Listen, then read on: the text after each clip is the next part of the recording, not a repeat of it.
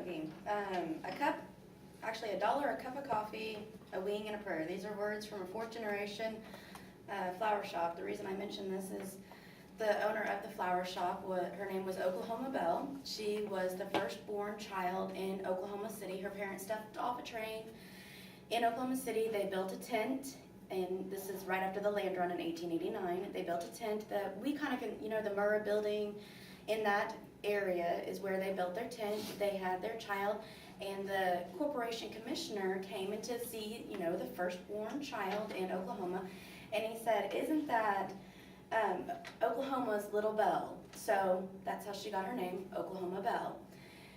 She was raised in Oklahoma in the city her whole life. She married a guy named Lawrence Cheever.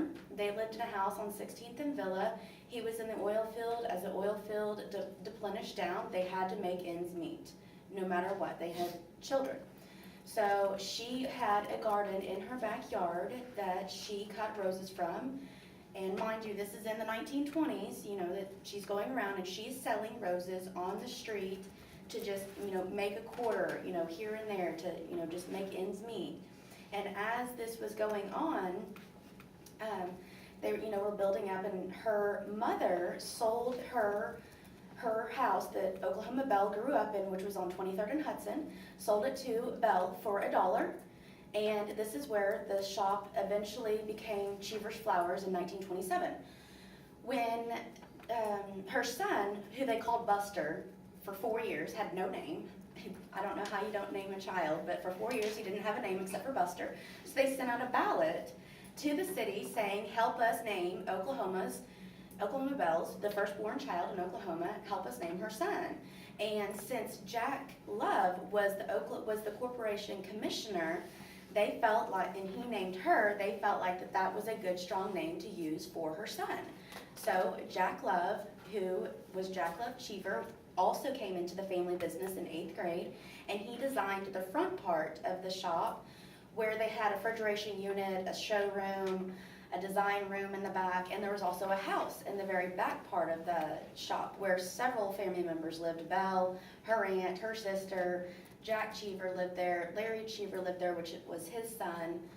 They, when the refrigeration units first came about in 1950, they first had to use the big refrigeration units with ice blocks, which I thought was interesting because you don't want to have your flowers die during the hot summer. So they had ice blocks that they put in this refrigeration unit that was all glass that you could see into from the streets when you were walking by.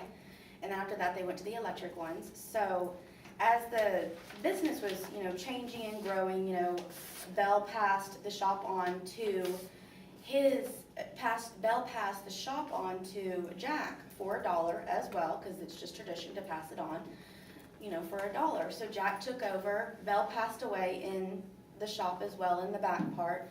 Jack, ran the business and tricked his son, Larry, into coming into the business, who wanted to be a cartoon artist of all things, sent him to Colorado to just kind of learn about flowers and designing, and he came back, very cocky, thinking, "Oh, you're doing it wrong. I'm going to show you how to do it right." And here he is, 68 years old, and still runs the flower shop, and he did the same thing to his daughter. Jack sold the business to Larry for a cup of coffee, and now Tiffany, his daughter, has come into the business when she was 16 years old. She had dreams of becoming a model, and instead she's still there 22 years later, running a family business, and they hope to make it to their 100th anniversary, which would be great if they could eventually do this. We use this flower shop as our own personal business. That's why I'm mentioning it, because their story is so amazing. They have over 4,000 customers. 95% of it is by phone, which they don't get to meet some of their customers. One customer they had for 40 years had always talked to him on the phone, and they finally got to meet him after 40 years. So of him coming in and saying, "I need to meet you. You've done so many wonderful things for me." And that's just kind of how it is with their business, that they don't meet their customers unless they come in for some special occasion. Another interesting fact about Oklahoma Belle is the house that she had on 16th and Villa, that she did eventually sell because they lived in their house on 23rd and Hudson. She sold that house to John Wayne's daughter, and there are in the county clerk's office, there's an article that I found that shows the signature of John Wayne and Oklahoma Belle selling this house in 1945. which was pretty interesting that John Wayne was, in all this too. So, and it's just, there's just different things that they do, that they've had several articles, like 4 business generations, blossoming, and just the different things that they do that they're trying to keep going, because this is the oldest family business flower shop in Oklahoma now. Because with all these corporations that are, building and growing, they are outrunning the mom and pop shops. So it's neat that this business has such a long history and is still blossoming. So,